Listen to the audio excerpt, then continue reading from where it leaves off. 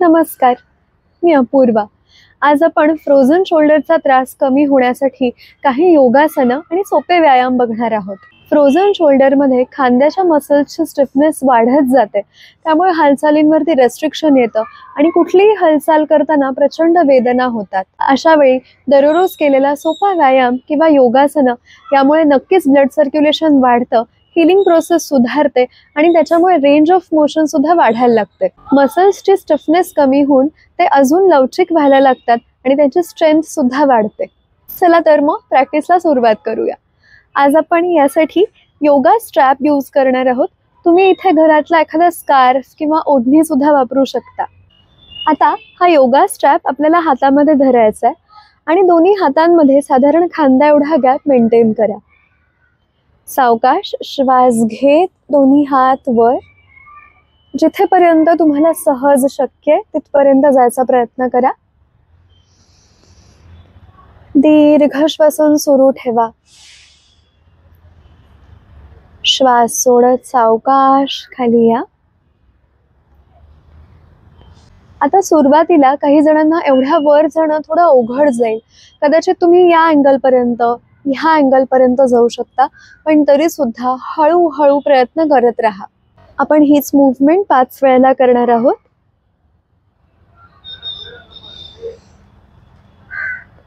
1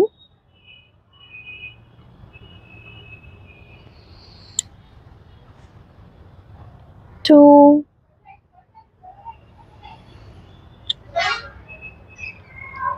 3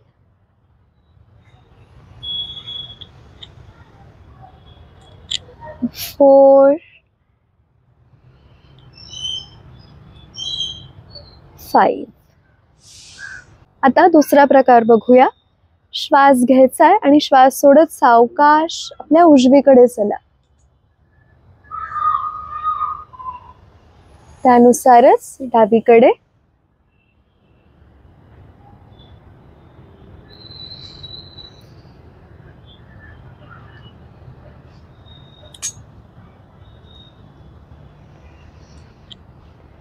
one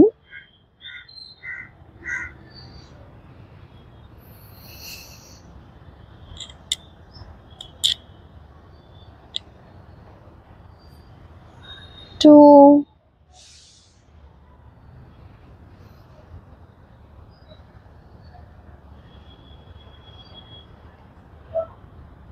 3. यामध्ये फक्त खांद्याच्या नाही तर बाजूच्या सगळ्या स्नायूंवरती सुद्धा काम करणं गरजेचं आहे. त्यामुळे याच्या पुढचा स्ट्रेच बघूया. आता आपल्याला सावकाश साइड बेंडिंग करायचंय.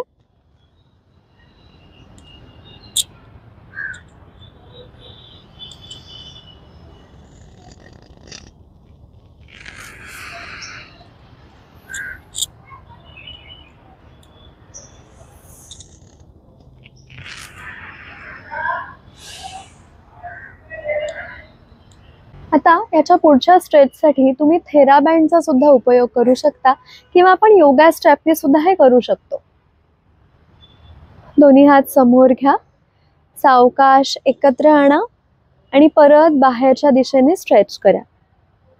यामध्ये हळूहळू हाताचे सगळे स्नायू एंगेज करायचे. 1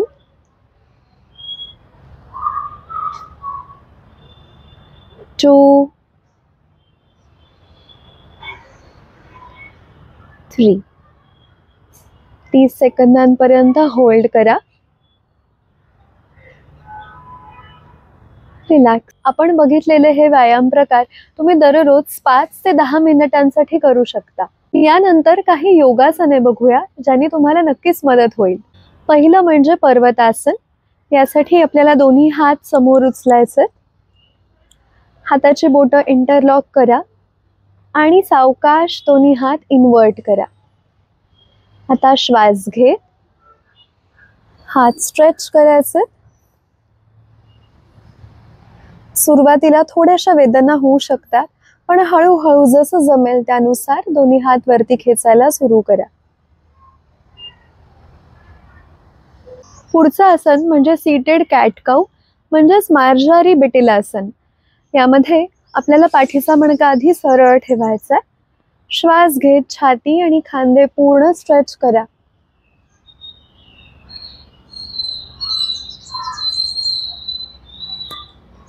श्वास सोडत हंच.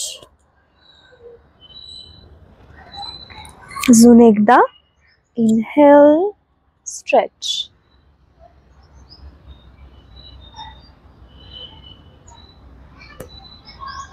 Exhale, hunch.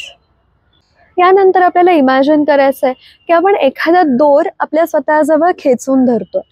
यासाठी दोन्ही हात समोर घ्या, हातांची मूठ असेल आणि सावकाश एकानंतर एक दोन्ही हात खेचायला सुरू करा.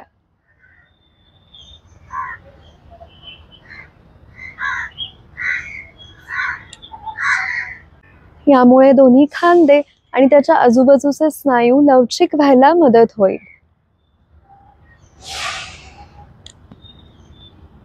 त्यानंतर गोमुखासन म्हणजे स्काउज फेस पोज. यासाठी उजवा हात वरून घ्यायचा आहे, तो कोपरामधून फोल्ड करा. डावा हात खालून आणि दोन्ही हाताची बोटं एकमेकांमध्ये इंटरलॉक करायचा प्रयत्न करा. आता यामध्ये सुरुवातीला लगेच दोन्ही हात पोचणं अवघड जाऊ शकतं, म्हणून आपण योगा स्ट्रॅप किंवा ओढणीचा वापर करू शकतो. एक टोक पकडून सावकाश दोन्ही हातांनी हा स्ट्रॅप हातामध्ये धरा आणि थोड्या वेळासाठी स्थिर व्हायचा प्रयत्न करा. याचप्रमाणे दुसऱ्या बाजूनी.